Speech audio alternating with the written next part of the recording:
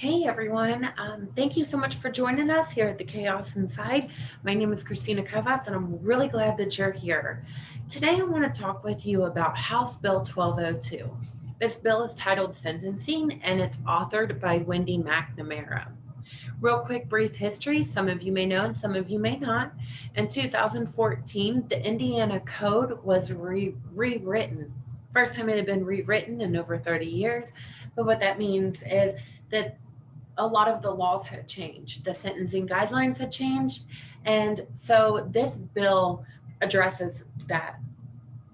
So this bill reads that for for certain offenses, and what it really means by that is non-violent offenses, it provides an inmate relief from their sentence. So an individual that has served over 75% of of their time or the maximum time of the new sentence, then they are eligible to have the remainder of that time taken off of their sentence.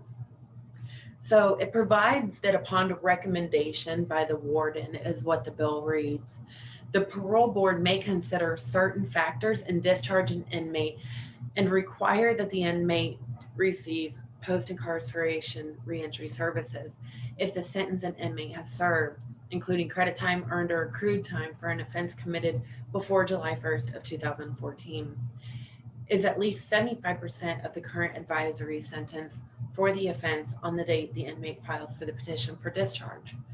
So, as I said, this does not pertain to individuals that are convicted of a violent crime. Um, Kind of frustrates me because I think that there's very blurry lines between what is a violent crime and what is not a violent crime. But anyways, I think that this will benefit a lot of people. So let me give you an example real quick on why this bill matters so much. Before 2014, an individual could be charged with dealing, right? And so I think that we can all agree there's a significant difference between me being addicted to pain pills and selling one to my friend versus me doing this as a living and earning a profit from it and having a very large clientele, right? So under the old law, it didn't matter. Dealing was dealing, and both of these individuals could receive the same sentence. So, under the new law, they take into consideration such things as weight and what their distribution was looking like. If it was separated into several different baggies or, whatever the case may be, it takes a little bit of a closer look at it. And that's great and that's very beneficial. But what happens to these individuals that were convicted and are serving a significantly harsh sentence? One woman I know, 35 years for a dealing charge. And so, what happens? What happens to those people? Well, this bill allows for them to get an opportunity to seek relief from that. It states that it has to be approved by the warden first. It then goes to the parole board.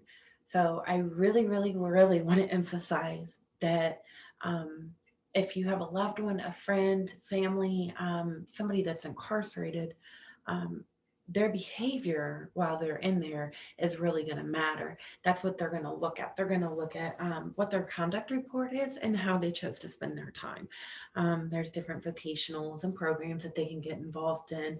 And I highly recommend that anyways, maximize your time there and get everything that you can out of it. But I strongly encourage to try to stay away from the conduct reports. I myself know how I myself self know what those can look like and how they don't always appear to be what they truly are. So, anyways, so again, the individual has to have served more than 75% of their time, and it has to be approved by the parole board. The parole board is the one that makes the decision. So, My experience with the parole board is I don't have any personal experience, but what I have seen with the parole board is they see a lot of people. So try to make your loved ones know that this is really important. They need to stand out and they need to shine. So take that part out. So we always want to leave ways for you to get involved. A lot of people think that this is a world outside of theirs, and I am here to tell you, your voice matters. You matter. Your opinion matters, and you should be heard. We will leave the IGA website at the end of this. We will also leave Wendy McNamara's email, and if you support this bill, tell them why it's important to you. Tell them why you support it, and you can do that either by sending an email, or you can make a phone call to their legislative assistant or their intern. But please speak up. They actually really value hearing what the opinion is of the citizens and their constituents. So I strongly encourage you. And I have several people reaching out all the time and wanting to get involved. And this is a way to get involved, and it does make a difference. And so stop thinking that it's just little old me, because number one, you're a big old you. And if you put a bunch of people together, numbers add up. So anyways, I'll quit rambling now. And at the end of this, we're also going to leave the email for the Chaos Inside. I would love to hear from you guys. I would love to hear any feedback. Of course, if you have any questions or if there's anything else that I can help you with, feel free to reach out anytime. Thank you so very much for joining us here today, and we will see you soon. Thanks.